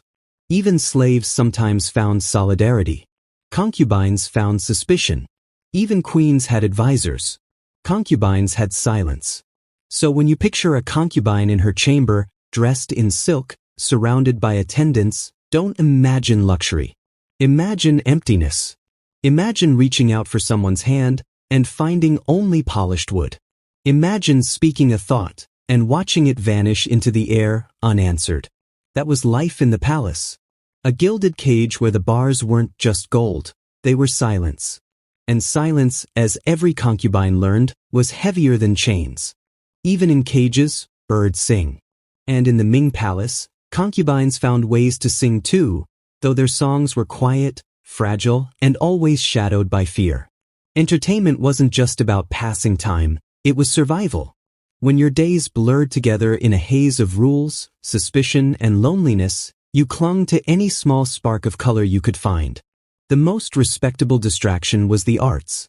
Concubines embroidered silk with elaborate flowers, cranes, and landscapes, tiny worlds they could control, stitch by stitch. Poetry was another refuge. Some wrote verses about longing, freedom, or grief, though most kept them hidden. After all, even poems could be dangerous if they hinted at dissatisfaction. Still, for a few stolen moments, words and threads gave concubines something their lives lacked: creation. Music, too, filled the silence. The sound of a guqin plucked softly in a chamber, the faint strains of flutes drifting through corridors, these were lifelines. Music was safe, abstract, impossible to punish unless it carried obvious rebellion. A concubine could lose herself in melody, if only to forget that her audience was mostly her own echo. Then there were the games. Go, dice, cards, small contests that gave life a flicker of excitement. Ironically, games mirrored palace life. Strategy, luck, betrayal. Winning at Go might mean nothing outside the chamber, but in the moment, it gave concubines a taste of control they rarely had elsewhere. Some turned to storytelling. Old legends, ghost tales, whispered romances passed from mouth to mouth. Imagine sitting in a circle of women, listening to someone spin a tale about immortals or tragic lovers, while attendants pretended not to eavesdrop. For a brief moment, the walls seemed thinner, the palace less suffocating. Stories allowed escape, even if only inside the mind. But escape wasn't always noble. Some concubines indulged in vanity, not because they believed beauty would save them, but because grooming gave structure to empty hours. Hours spent with powders, perfumes, and jewels weren't just about impressing the emperor, they were about distracting yourself from the fact he probably wouldn't notice anyway. Others sought escape in subtler ways, hoarding small treasures, befriending sympathetic servants, sneaking forbidden snacks or trinkets. These tiny rebellions mattered, not because they were grand, but because they were theirs. A stolen piece of fruit could taste sweeter than any banquet, simply because it wasn't assigned by rank or ritual. And of course, there was gossip, the palace's favorite pastime. For some, it was poison. For others, medicine. Whispering about rivals, mocking officials, even speculating about the emperor's moods, gossip turned misery into entertainment. Dangerous, yes, but also addictive. After all, when your life is starved of freedom, someone else's scandal feels like oxygen. Still, none of these distractions erased the truth. Arts, games, music, gossip, they were bandages, not cures. At night, when the music faded and the dice were put away, loneliness returned. Entertainment didn't change the system. It only softened its edges. A concubine could embroider an entire silk tapestry of blooming peonies, but outside her window, the palace remained the same, cold, silent, and merciless. And yet, these small escapes mattered. They were acts of defiance against despair. They proved that even in cages, women found ways to breathe. Not freedom, not joy, but flickers of humanity the system couldn't quite crush. So, when you imagine concubines playing Go in the candlelight, or plucking at a guqin, don't mistake it for leisure. It wasn't leisure, it was survival disguised as art. Because in the Ming court, escape didn't mean leaving. Escape meant finding a corner of your mind the system couldn't touch, even if only for a heartbeat. At the heart of the palace wasn't just power, it was mood. One man's mood. And if you think your boss's bad day at the office is stressful, try living in a system where the emperor's grumpiness could decide whether you ate pheasant for dinner or ended up starving in a cold chamber for the rest of your life. The emperor was supposed to be divine, the son of heaven, flawless and godlike. In reality, he was just a man, stressed, suspicious, sometimes cruel, often unpredictable. And for concubines, his moods weren't background noise. They were earthquakes. A smile from him could change your life. Suddenly you were showered with gifts, moved into better quarters, whispered about with envy. Attendants fawned over you. Eunuchs bowed lower. Rivals seethed. All because His Majesty felt generous that evening. But if he frowned? If he found your laughter irritating, or your robe the wrong shade of blue, that was enough to send you sliding into oblivion. You might be ignored for weeks, months, even years. In palace terms, being ignored wasn't harmless, it was annihilation. You still breathed, but your life was effectively over. And then there was anger. The emperor's rage could be spectacular. A single accusation, "She disrespected me," "She spoke too boldly," and a concubine might find herself stripped of rank, beaten, or worse. No court, no trial, no defense. Just one bad mood and you were erased. It wasn't just concubines who trembled at this unpredictability. Officials, generals, even eunuchs lived in fear of misreading the emperor's mood. But concubines had the added terror of intimacy. You weren't just performing in public ceremonies, you were performing in private chambers. Imagine the pressure of knowing that one misplaced glance could be interpreted as boredom, insult, or betrayal. What made it worse was the lack of logic. The emperor's moods didn't follow rules. Today he might adore gentleness, tomorrow he might crave wit. One concubine's charm could bore him in a week, while another's mistake might somehow amuse him. It was like playing a game where the rules changed daily, and no one told you how. So concubines became experts in mood reading. Every flick of his hand, every pause in his voice, every sigh, analyzed and interpreted like scripture. Did he clear his throat? Maybe he's annoyed. Did he drink more than usual? Maybe he's melancholic. Did he call your name softly? Careful. Softness sometimes meant sadness, and sadness sometimes meant cruelty. Survival meant turning guesswork into instinct. But let's be honest, no one could win this game forever. Even the most favored concubine eventually fell out of grace. Some were replaced by younger women. Others suffered simply because the emperor woke up one morning and decided he didn't like them anymore. Imagine giving your entire life to a man who could discard you as casually as yesterday's meal. And here's the darkest part. Concubines often convinced themselves it wasn't about survival, it was about love. They clung to moments of kindness, convinced the emperor truly cared. But the truth was colder. His moods weren't love. They were weather. And you were just trying not to drown in the storm. So picture it, a woman dressed in silk, kneeling before the emperor. He frowns. She feels her stomach drop, her world shift. Tomorrow she might be forgotten, punished, or dead, all because one man didn't like the sound of her voice that day. That's not romance. That's roulette. Because in the palace, the most dangerous thing wasn't poison, rivals, or rules. It was the emperor waking up in a bad mood. If the emperor's moods were storms, then punishment was the lightning strike, sudden, blinding, and often fatal. Concubines didn't just live with silk gowns and gold hairpins. They lived with fear. The kind of fear that made your chest tight every time your name was called, because you never knew if you were being summoned for affection or for execution. The Ming Palace didn't need imagination to invent cruelty. It had rules, thick, suffocating rules, and punishments to enforce them. Break curfew? Punishment. Speak out of turn? Punishment. Wear the wrong robe in the wrong corridor? Punishment. The list was endless, and most of it came down to interpretation.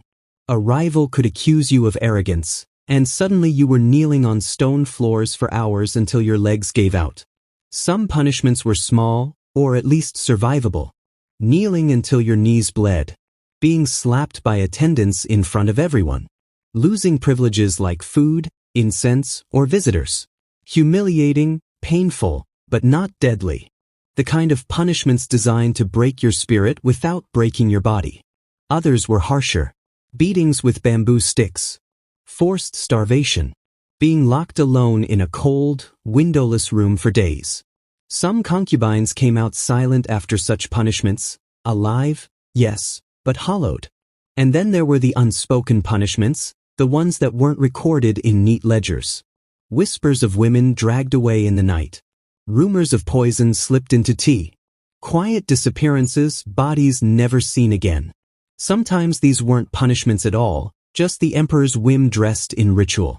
But to the concubines left behind, they were warnings. The cruelest punishments weren't always physical. Sometimes they were psychological.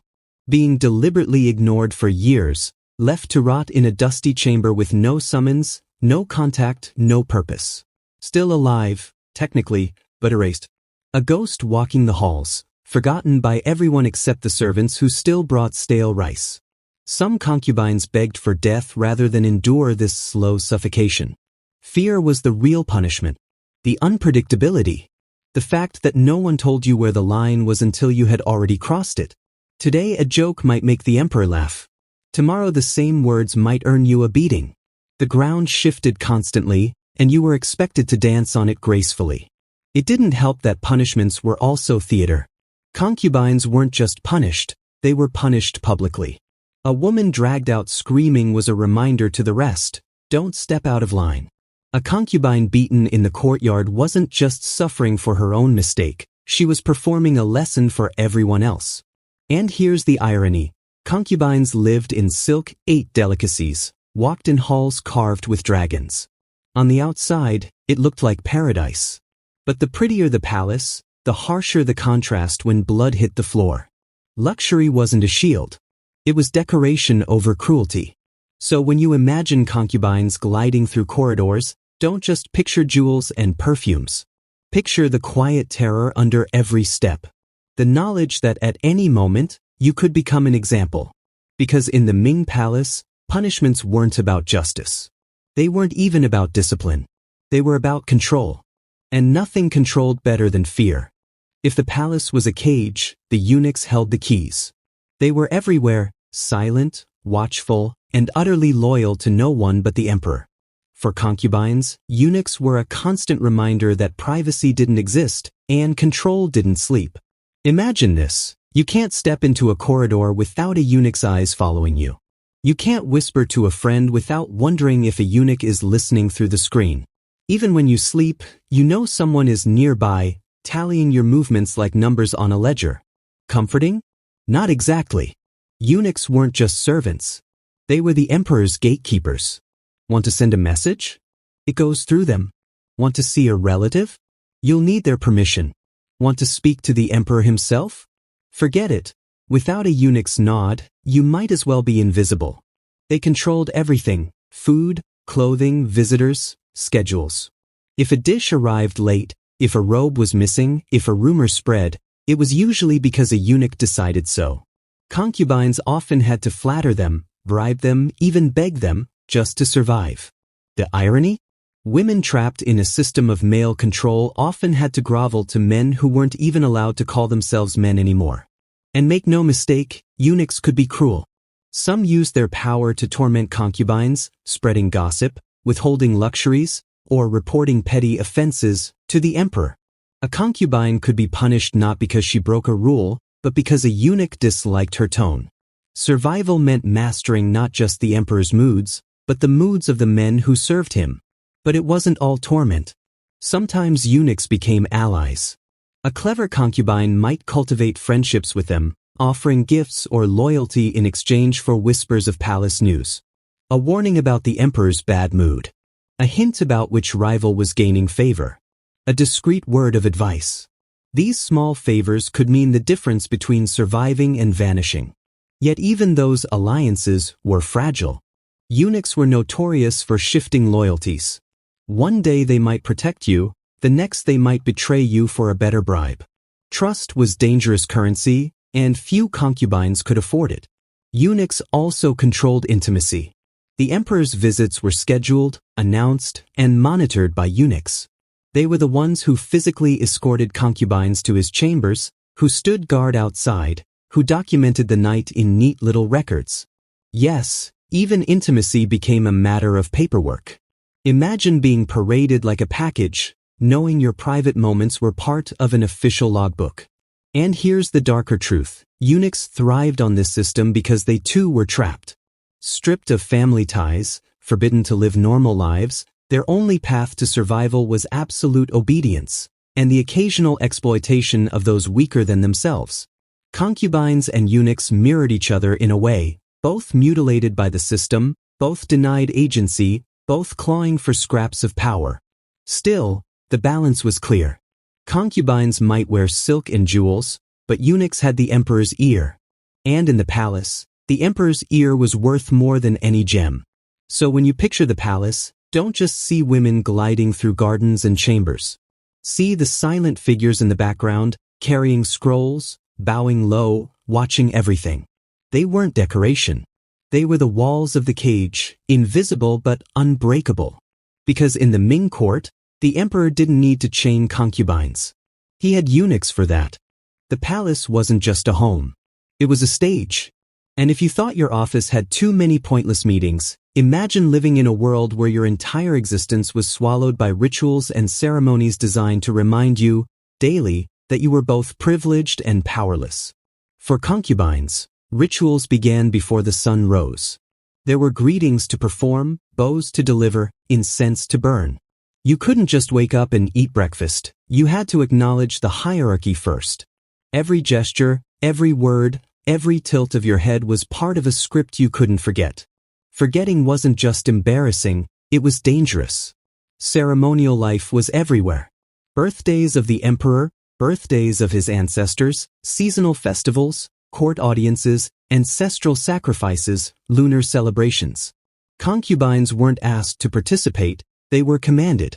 You stood in rows, dressed in assigned colors, reciting memorized lines or silently smiling while incense smoke choked the air. The irony? Most of these rituals had nothing to do with you. They weren't about honoring the women of the palace. They were about displaying the emperor's wealth, his piety, his control. Concubines were props, living decorations arranged in careful symmetry. Stand here. Bow now. Smile never. Even the simplest acts became ritualized. Eating, for instance. Meals were presented with elaborate formality, rows of servants carrying dishes in sequence, bowls arranged according to rank. You didn't just pick up chopsticks. You waited, you bowed, you pretended the food mattered less than the display. Sometimes the food went cold before anyone was allowed to eat. Luxury, in this case, tasted like lukewarm duck. And then there was dress. Concubines didn't choose their outfits based on taste or comfort. They dressed according to ritual codes. This robe for this festival, that hairstyle for that ceremony, this jewel for that ranking. Even your accessories were dictated by palace law. Forget your favorite color. Your wardrobe was a mood board for the emperor's ancestors. The worst part wasn't the ceremonies themselves, but their emptiness. Hours of standing still in freezing courtyards, chanting words you didn't mean, bowing to spirits you weren't allowed to question. Your body hurt, your mind numbed, and your individuality slowly dissolved into the collective mass of silk-clad figures. You weren't a woman anymore. You were a moving ornament in a living ritual machine. Of course, mistakes happened. A concubine fainting from heat or cold. A robe slipping out of place. A voice cracking during chanting. These accidents weren't forgiven. They were remembered, whispered about, sometimes punished. Because in the palace, rituals weren't about faith, they were about control. And nothing proved control better than punishing the woman who failed to smile while bowing at the right angle. And yet, some concubines found strange comfort in ritual. After all, rituals offered structure. In a world ruled by chaos and moods, at least ceremonies followed a script. You knew what to do, where to stand, when to bow. For a few hours, survival wasn't guesswork, it was choreography. Still, the cost was steep. Ritual after ritual, ceremony after ceremony, year after year, you became less of a person and more of a pattern. Even your exhaustion was rehearsed. Stand still, faint gracefully, collapse quietly so the ritual could continue. So when you picture concubines in the palace, don't imagine leisure or luxury. Imagine endless ceremonies, incense smoke stinging the eyes, stiff silk robes digging into the skin, knees aching from repeated bows. Imagine the absurdity of spending your youth not living, but rehearsing for the next ritual performance. Because in the Ming court, concubines weren't women first. They were ornaments in ceremonies designed to worship the emperor, the ancestors, and the system itself. And ornaments, no matter how beautiful, were always replaceable. You might think motherhood was a blessing for concubines. A chance for love, a chance for purpose. But in the Ming palace, children weren't simply babies. They were pawns. And motherhood wasn't joy, it was danger wrapped in silk. First came pregnancy itself. Childbirth in the 1400s wasn't safe anywhere, but in the palace, the risks multiplied. There were midwives, yes, but also suspicion, rivalry, and the constant fear of poison. Every meal you ate, every cup of tea you drank could be tampered with. Rivals had every reason to make sure your child never drew breath. And sometimes it wasn't even rivals, it was politics. An emperor who feared too many heirs might quietly arrange for accidents before the baby was even born. If you survived pregnancy, labor was the next battlefield. Pain without anesthesia, hours of exhaustion, and a mortality rate that turned childbirth into a gamble. Even in the best cases, women bled, suffered infections, or died within days. Concubines weren't exceptions. You could be dressed in pearls at breakfast and shrouded in white silk by nightfall. But let's say you lived and so did your child. Congratulations. You'd think this was victory, right? Not exactly. A child elevated your status, but it also painted a target on your back. Suddenly, every other concubine saw you not as a rival, but as a threat. Your son could one day be emperor. Your daughter could be married into a powerful family, which meant others would scheme to cut your line short. Children themselves weren't safe.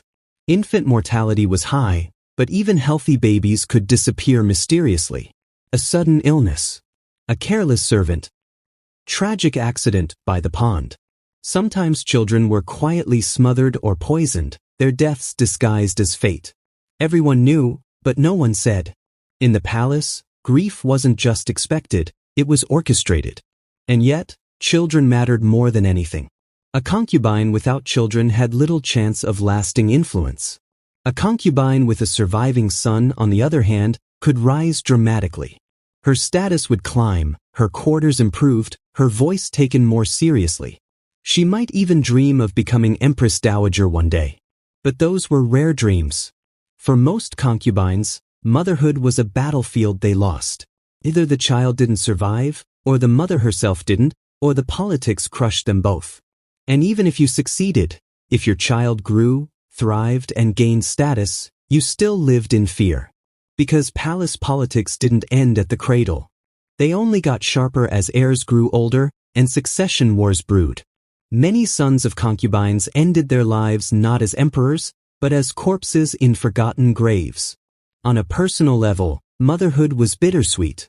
You might cradle your child in your arms, whispering lullabies, knowing you could never truly protect them. Guards, eunuchs, attendants, all stood between you and your baby. Sometimes children were taken away to be raised by others. Imagine birthing a child, only to watch strangers carry it off, telling you it was for proper care. You were a mother, but never fully allowed to mother. And let's not forget daughters. They were valuable, but only as bargaining chips. Married off to cement alliances, shipped away from the palace, sometimes never seen again. For concubines, daughters weren't companions, they were farewells.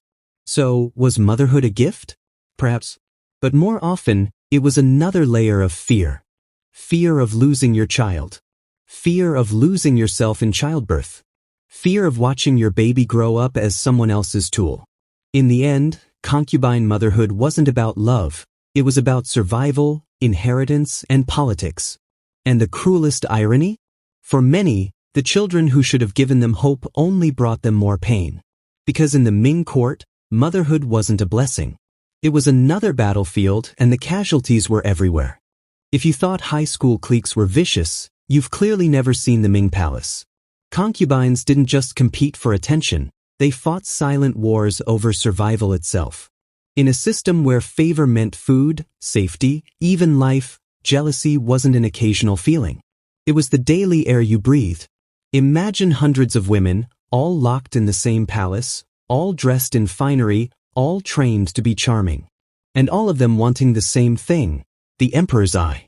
There wasn't enough affection to go around, so rivalry became the default. Every smile was measured, every word weighed, every gesture sharpened like a blade. The competition began with beauty. Concubines obsessed over skin tone, hairstyles, clothing, makeup. A new robe could spark envy, a new hairpin could invite whispers. The emperor's attention to one woman's appearance could make every other concubine burn with resentment. One look in the wrong direction could undo months of careful maneuvering. But beauty wasn't enough. Wit, talent, and charm mattered too. A well-placed poem, a song played on the guqin, a clever remark in conversation, these could elevate a concubine for a moment. Until, of course, someone else outdid her. The palace was a stage where everyone performed, but only one person judged, and his approval could shift by the hour. Jealousy wasn't always subtle. Concubines sabotaged each other openly and in secret. Robes were tampered with. Food was spoiled. Servants were bribed to spread gossip. A single rumor that a rival had insulted the emperor or broken a ritual rule could destroy her standing overnight. And the best part? You never needed proof. Suspicion was enough. Sometimes rivalry turned deadly. Poison was a favorite weapon, slipped into tea or sprinkled onto cosmetics. Accidents happened with alarming frequency, women falling down stairs, drowning in ponds, burning in sudden fires. Was it bad luck? Or just another jealous hand pulling strings? In the palace, luck was rarely innocent. But the cruelty wasn't always physical. Emotional warfare thrived. Concubines formed cliques, whispered behind fans, excluded rivals from games or rituals. Some mastered the art of passive aggression, compliments so sharp they cut like knives. Others used tears as weapons, crying before the emperor to paint themselves as victims, subtly pointing fingers at their enemies. And yet, despite all this, concubines often pretended at friendship, sharing tea, complimenting robes, laughing softly at jokes. It was theater layered on theater. Because in truth, every friendship was a strategy, every alliance temporary. Today's ally could be tomorrow's rival. Today's secret sharer could be tomorrow's betrayer. The emperor, of course, encouraged this rivalry. Divide and rule. It kept concubines too busy fighting each other to unite against him. As long as jealousy burned, unity was impossible. Women destroyed each other, while the emperor sat comfortably at the center of the chaos, amused by the drama. And the saddest irony? Sometimes jealousy wasn't even about the emperor. It was about survival scraps, better food, a warmer chamber, more servants. Women who might have been allies in another life instead turned on each other over privileges that barely mattered. So, picture the palace not as a serene garden of harmony, but as a glittering battlefield. Women smiling while plotting. Teacups offered with trembling hands. Compliments masking venom. Beauty laced with danger. Because in the Ming court, jealousy wasn't a flaw. It was the system. Rivalry wasn't weakness, it was survival. And every concubine learned quickly. If you didn't envy, if you didn't fight, if you didn't sabotage, you wouldn't last. History loves a spectacle. The poisoned concubine, the scheming favorite, the tragic beauty executed for betrayal, those stories survive. But what about the others? The hundreds of women who didn't rise, didn't rebel, didn't fall in flames. They just disappeared. For many concubines, obscurity was their fate. They entered the palace full of trembling nerves and whispered promises.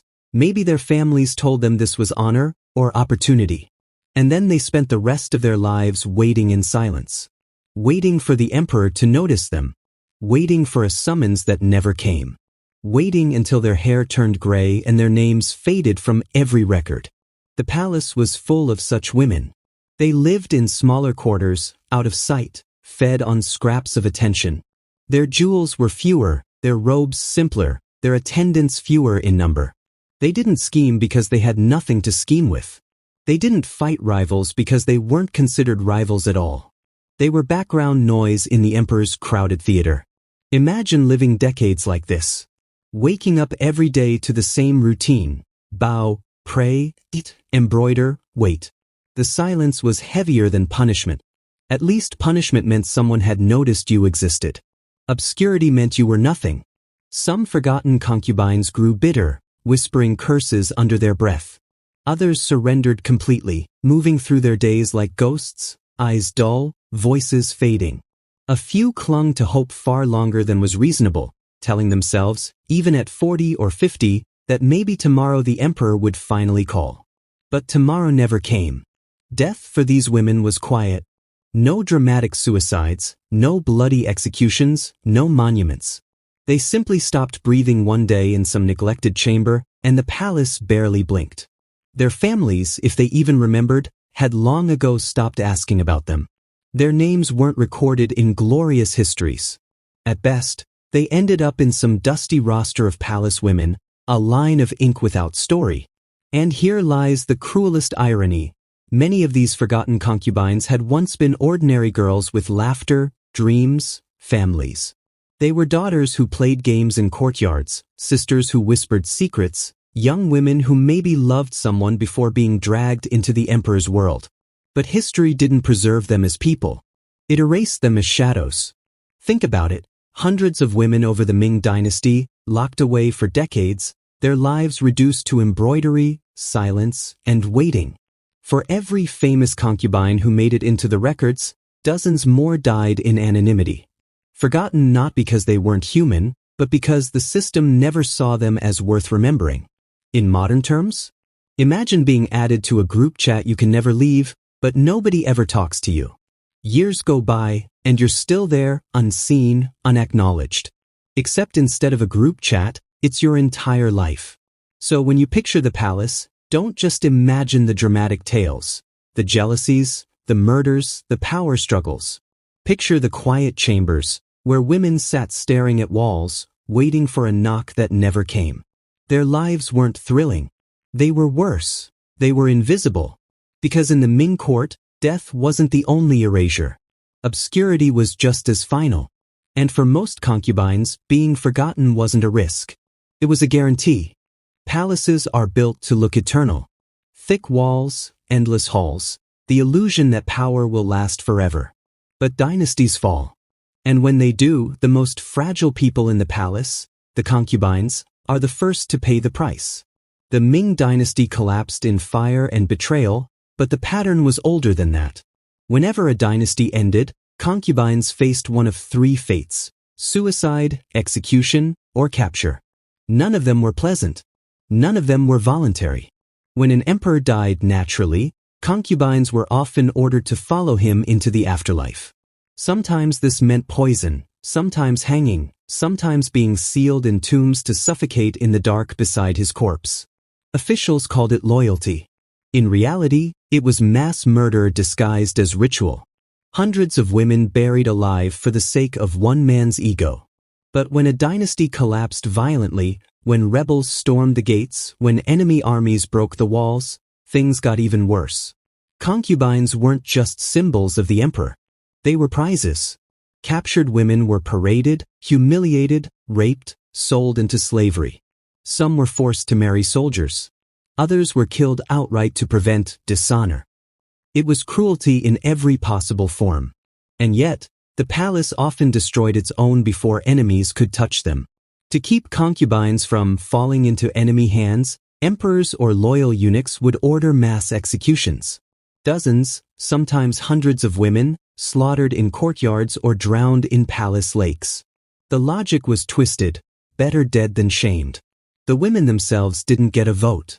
There were also the suicides, sometimes forced, sometimes chosen.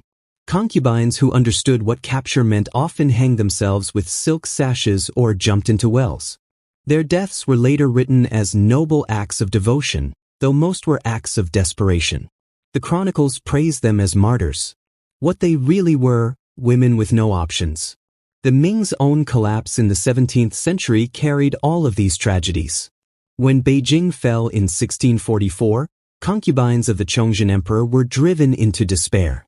Some were executed by their emperor's orders, others killed themselves, and many were lost to the violence that followed. The stories that survive are scattered and bleak, but the truth is clear: the palace became a slaughterhouse. And yet, notice the pattern. When dynasties stood, concubines lived trapped in gilded cages. When dynasties fell, those cages became coffins. At no point did survival feel secure. You were never really safe, only waiting for the next disaster. Modern parallels?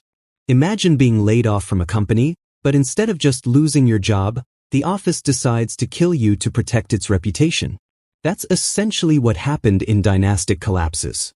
Corporate downsizing, Ming edition. So when you picture the end of the Ming, don't just think of burning palaces and desperate emperors. Picture the women, hundreds of them, herded like cattle, silenced, erased. Their lives ended not with dignity, but with orders, screams, or silence. Because in the collapse of dynasties, concubines didn't just lose their status. They lost their lives. And in the rubble of empires, their names vanished with the smoke. Silk gowns, gold hairpins, perfumed halls. On the surface, life as a concubine looked like luxury. But you've walked through the palace now, haven't you? You've seen the cracks, the fear, the rivalry, the waiting, the punishments, the deaths. The truth is, concubines weren't living in paradise. They were surviving in a cage dressed up to look like heaven. Their existence was a contradiction. Elevated above ordinary women, yet stripped of basic freedom. Surrounded by attendants, yet suffocated by loneliness. Called beloved, yet treated as property. The Ming Dynasty concubine lived at the very edge of power, but never owned it. If you think about it, concubines were symbols. To emperors, they symbolized wealth, control, and masculinity. To officials, they symbolized politics, pawns to be moved and traded. To families, they symbolized opportunity, a daughter sacrificed for the slim chance of favor. But who did they symbolize themselves to? No one. Their identities were swallowed by the system. For every tale of a concubine who gained influence, hundreds more ended in silence.